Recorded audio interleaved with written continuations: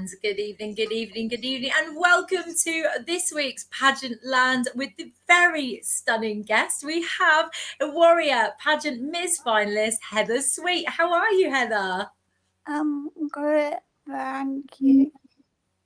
It's so lovely to have you on Pageant Land. I've been excited to speak to you all week. It's very, very exciting. So you are taking part in Warrior Pageant, which is this November, and we're all very excited to see you. We're going to be there cheering you on. What made you choose Warrior? Warrior is an inclusive pageant. It caters to disabled people throughout the spectrum, so all ages, sizes, and disabilities. And they won't score you if you wobble on stage. They won't score you down if you wheel on stage, or if you're autistic and you can't look people in the eyes when you're interviewing. All of that doesn't matter because they're focused on the contestant. That's incredible. It's such a wonderful pageant. And I remember it when it first started, the lovely Jessica. It was back in lockdown, wasn't it? And I remember it, and it's beautiful, the rainbow sashes and everything like that. It's a wonderful, wonderful thing. So, talking about inclusivity in pageants, let's have a little bit of a chat about that and why it's important to you. It's important because without disabled people, you don't have a true representation of society.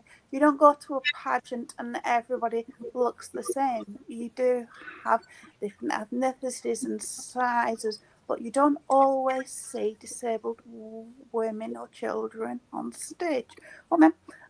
So it's important that systems do embrace inclusivity and do what they can to encourage it. I totally agree. I think it's wonderful. And it's such a wonderful thing to give you individually a platform of your own and make awareness of your own disabilities and hidden disabilities. Now, it is FND Awareness Month. Talk to me a little bit about this. FND stands for Functional Neurological Disorder, which is a handful for a condition that can affect your speech. But it also affects your movement. It can affect your sight, your vision, and different people have different symptoms, maybe seizures or paralysis. So there's a large scope of symptoms as well as people who are affected. It's not a genetic disorder. It can happen to anybody at any age, and there's no known causality or cure. So tackling that in hospitals and with your GP being FND being known and understood goes a long way for that, and in the public as well, because people can be very cruel. And if you're able to speak and go out and say, I have a speech disorder, I may be a little slow, then they don't make cruel assumptions. That's exactly that. And it's amazing. You are a true warrior, Heather. I absolutely love it. And it's great that you're making that awareness and you've just explained because not everybody knows what your condition is and things like that. And you're also doing charity work around this. Tell me a little bit about that. FND Hope is the international charity, and they do things like have consultants who specialize in neurology go and visit and do seminars, as well as run workshops for the FND community. So it might be painting or dance in your chair or whatever it is, but that connection online matters so much if you yourself are immobile. Yeah, it sounds like such a wonderful charity, and I have put the link for the charity in scrolling across the bottom there. So people are, when watching this, have a look at that page. It's brilliant, all the things that you do, and support that. A wonderful charity there. So you've had an incredible lead up to the pageant so far. What are you most looking forward to the finals in November? Seeing everybody, meeting everybody. We've got a little chat going like all pageants do, but getting to know people's stories rather than a picture is wonderful. And with any pageant, you make your pageant sisters, you make your friends.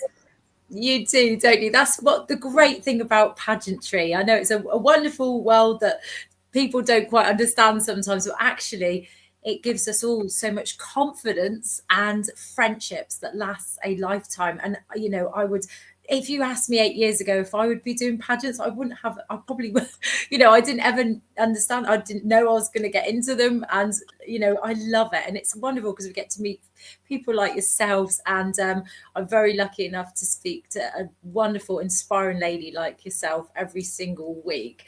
So well, yes, I'm very. You're very inspiring, and congratulations on your new title. Oh, thank you so much. And you're my first interview as Mrs. Galaxy UK, which is amazing, which is so great. So with Warrior, what rounds do they do in the pageant? Do they do an interview, or tell me a little bit about how the day goes? They'll do interview prior, but it's not a requisite. They'll do swimwear, but again, it's not required.